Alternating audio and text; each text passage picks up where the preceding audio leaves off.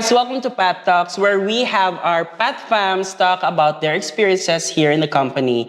So last time we have Danny here to host the Pat Talks, and now you have me.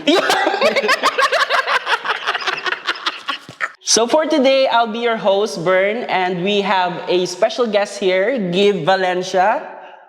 Hi everyone. Clap hands, okay. So for today, we have 5 questions ready for Give, and he will answer it honestly. Merita de lie detector test. Oh.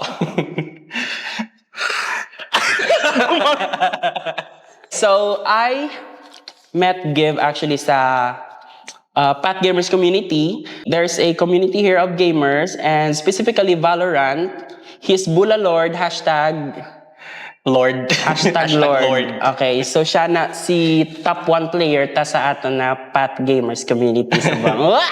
Wow. So first question for Give is, what's one experience at Pat Cutters that genuinely changed how you see your career? Mainly the experience that I can think about is the community, actually. How I've bonded with the community here at Pathcutters. Knowing me personally, as I assess myself, I don't really like people. I'm very introverted, and I came from a BPO industry. It's like after work, wala na. And dire ko lang na, like here lang sa Pathcutters nga na-experience ko. After work, I have a community to go through. I have a Path Gamers community where have totally changed my career. Previously, I viewed it as after Pathcutters, I'm gonna move on. But right now, I've really realized that Path is something that will stick with me, and it's about the community that would really stick with me throughout my careers. Can you tell me more about your experience sa Pat Gamers community? Yes, so basically, on my previous work, after work, wala na yan mo, wala na balalike, wala na, hindi na kamo kalalanay, kumbaga. But here at Path na experience ko, nga my community, and I'm really into gaming, good. It's like, I've used to stream sa una, and I've known Burns nga stream sa gali, which I've really supported, because I've used to stream nga, wala may gaview, and daw ka namin, wala sa community nga, may ara ka after work hang, kumbaga, which have really my best experience here at Path. Ka-stream ka pa subang? I still do, but I'm not really ready to spread the word. Ano na platform? Di tapagambal ang user. Ano Yes. I stream on Facebook. I do have a page. I stream on TikTok as well. And Twitch. Ngitaan niyo lang na, guys. Yeah. Hindi pa siya ready share, pero ngitaan niyo lang na. Okay, question number 2. What lesson from Pat Cutters do you think will stick with you long term? I think the lesson that I've learned will really stick with me, even though I've progressed throughout my careers, is that it's really the community that will bring value to a workplace. Like, if ever you have a work, I've been to previous works nga daw, like, workers lang kami, exist lang kami, after work daw, on our own na kami. And something that I've learned on applying here is that the community, like the people, will really bring the workplace into something else. It will really make it more fun. And it looks like doka namian kids ang outside the work. Yes, Ganap ta this. So let's talk about sa work mismo. How's the vibe with your client? Well, on my client is really chill, actually. We have really matching personality. Like, me and my client is that no click gid kami bala. So, although may times nga business side, we have to work and be professional, but I really love the vibe nga everyone is helping each other. Like, we have that sort of trust nga if my client give this to me, I will get this done. If I told my client about this, this will be accomplished.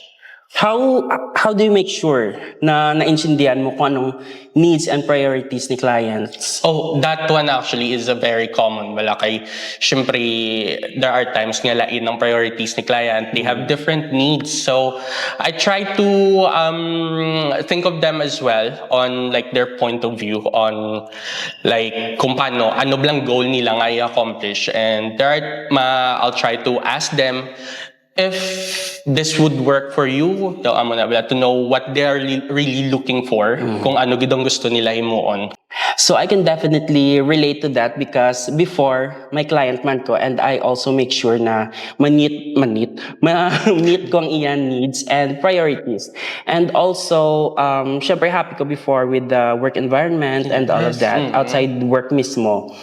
But I'm more happy now as internal because I get to make those events outside of work. Yes. So, amo na, ano man, outside community, the friendship that we build. Yes, it feels like the long-lasting Yes, friendship. hindi siya work lang na outside work, hindi na ako makilalahay. Amo na. Okay, so finish the sentence. Being a VA at Pat Cutters taught me that. Being a VA at Pat Cutters taught me that people is what builds the company. Like, if I might expound, like, it's not the company itself nga operate lang. Like, even though being a VA at Pat Cutters taught me nga, even though lainay kami ni client, lain iyang business, with my help, it's really the people that brings it all together. Doka siya, inang budlay ma-burnout kung may amoni na environment. Exactly. Like, excited ka magsulod sa work every day. Yes, like, tanguna, if I may share my experience nga, tapos work, nagapangita ako rason mag-absent pala. But here, I've never felt that. Like, nga daw, in the morning, I'm excited to go to work, finish the day, and complete my tasks. So what are you looking forward? I'm looking forward. I'm actually wanted to stay here more years with Pat, with my client, because if not really obvious, I'm really happy in this environment and with Pat as well. So thank you so much for this opportunity. Thank you for having me. So later, ma-play naman talat Valorant. Yes, of course. Kung mag-upod ka. Of course. Okay. And also thank you for our audience for watching this video until the end. And hope to see you on our next Pat Talks.